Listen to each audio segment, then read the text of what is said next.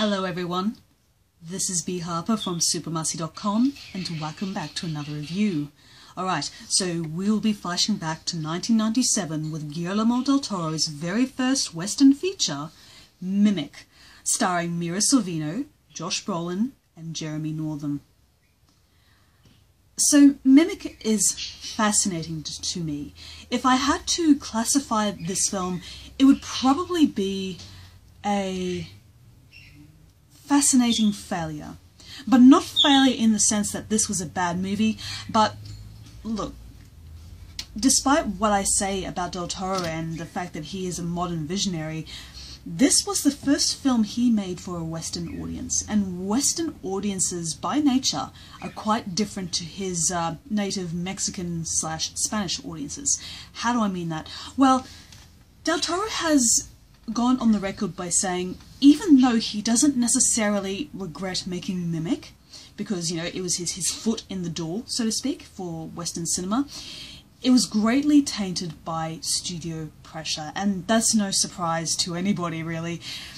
With Western studios, they want to cater to a particular audience, but it is often at the sacrifice of the integrity of the stories and the characters that are in these movies. You see, Mimic by concept is a very fascinating sort of movie. For one thing, it plays on the human hubris of, you know, being so arrogant and ignorant about the world that we live in. We pride ourselves on being the top of the food chain, but in reality, we are the weakest species to have ever walked the earth. Yes, we have brains that are capable of taking in information and utilizing it, but we do this because our bodies are incredibly fragile, and with this physical and mental fragility comes sickness, any type of sickness. In the case of Mimic, it plays on the concept of this fictional species of cockroaches that are able to, you know, make children deathly sick. So these scientists have been working on this genetically engineered species of cockroach called the Judas breed, and what the Judas breed does is that it produces an enzyme that is able to combat the roaches that cause the sickness.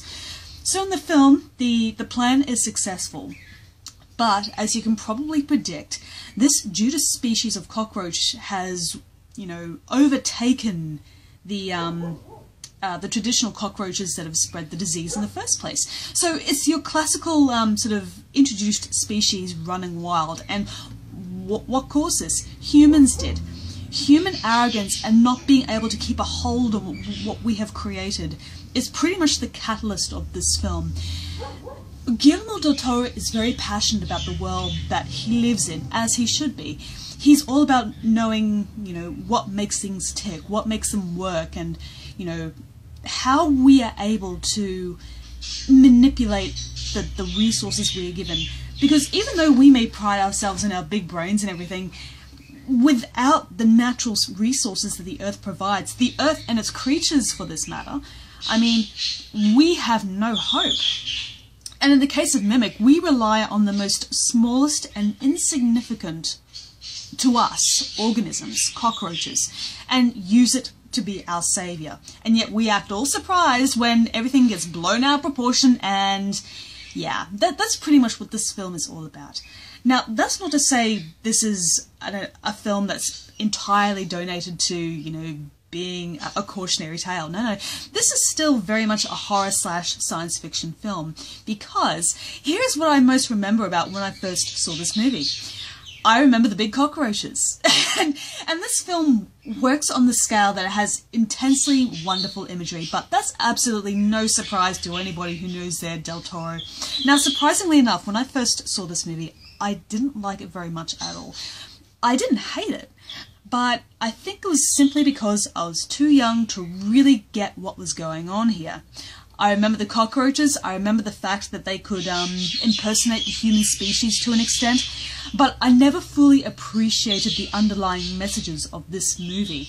And another thing, I don't think I quite, you know, appreciated Del Toro's, what would become Del Toro's signature style. So how's that? Like, I used to be a huge detractor of this movie without expressly knowing why, but now as time has gone on, I've gained a little more wisdom, a little more, and I've been able to see this film again with this type of wisdom and information in my mind, that I have been able to appreciate it.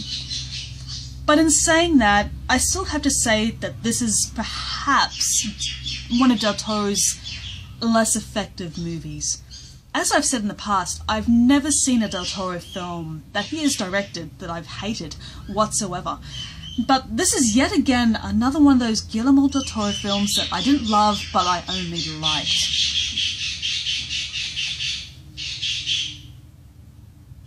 I'm sorry, I can't help that.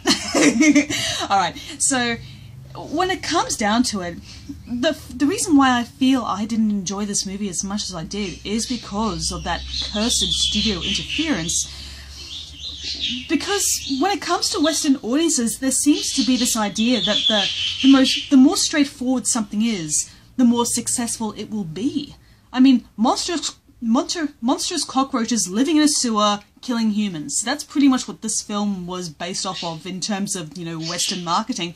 And it's so unfair to the vision that Del Toro had and the type of story he wanted to tell. He had himself a pretty good cast, like Mira Sorvino, Josh Brolin, and Jeremy Northam. All of them, to me, are perfectly respected thespians, and, all of them have, rather, Josh Brolin has gone on to have quite a remarkable career. And although Mira Sorvino doesn't necessarily get as many roles as she should have, she still does a pretty good job in this movie. What I like about her is that she is a strong female, but she has a very sort of silent type of strength about her. She doesn't go around firing guns and acting like an idiot. She goes in with a clear mind. She plays a scientist who helped engineer the Judas species type of cockroach. So she knows what these creatures are all about, and she doesn't go in like one eye blind. She tries to look at the situation as a whole, and that is something, once again, I must commend Sorvino and Del Toro on. They've made this perfectly reasonable female character in a franchise, not franchise, but in a genre that perpetuates the shrieking female slash the gun-toting badass. She's a human being first and foremost, and she's incredibly intelligent. She knows about this hell that she has unleashed, and she's taken it upon herself to sort of atone for her sins by eliminating the Judas species. So, huge props. Josh Brolin sort of, from a very early age, he starts to show the fact that he could be a really good leading man in this movie.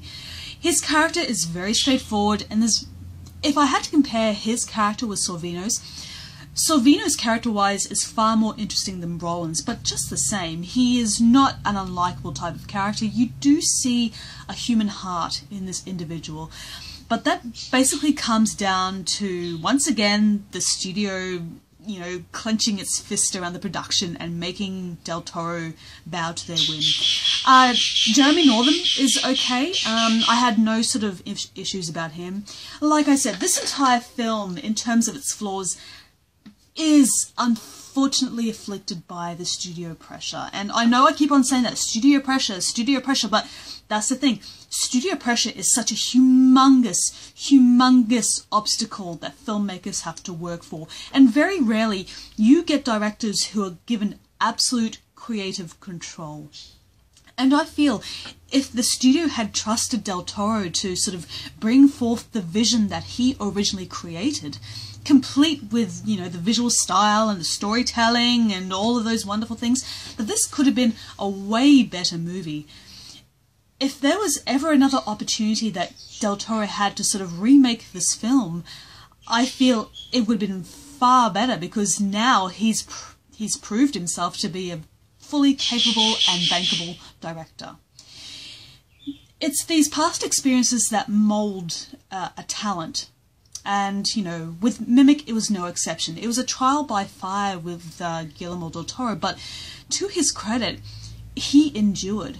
He persevered, and a couple of years later, he was, on the A-list when it comes to Hollywood directors. And he's still there now, because he has been through this terrible experience, so he has a greater savvy about how these things work. So, if anything, Mimic is a very interesting yet ultimately failed experiment. It's got some really good points that I feel that can sort of be broached in a conversation in terms of how this film works, but it still suffers so grandly from the fact that it had to be dumbed down for the audience.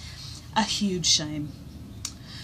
So I give Mimic a 3 out of 5, a fairly solid score. I could have easily called this a 2.5 or a 2 out of 5, but you know what? I want to give credit where credit is due. And like I said, even though this film doesn't live up to the really exciting and impressive premise that it would have promised if it wasn't interfered with by the studio, yeah, it's a shame these things happen, but what can you do? All you can do is just keep on powering on and prove what the badass you are. And that's exactly what Del Toro did. So I thank you once again for listening to me ramble, and as usual, I shall see you in the next video. Oh, and by the way, if I'm not mistaken, this is the last Guillermo del Toro review. Now, I do realise that Del Toro had directed a couple of sort of smaller movies back in his way early career, but in terms of films that have been released and circulated and mostly seen, that's pretty much all of them. So I hope on some level that you have enjoyed them and I've given you something to think about. If not, I'm sincerely sorry for wasting your time, and hopefully you can find somebody else who is far more articulate when it comes to something like this. But just the same, thank you for clicking on this link, and thank you for joining me on this mission. I have no sense of words today. I do apologise. But yeah, thank you so much, guys. And yeah, keep on coming to supermarcy.com and we will try to keep on churning out these reviews for you. Thank you so much. Bye-bye for now.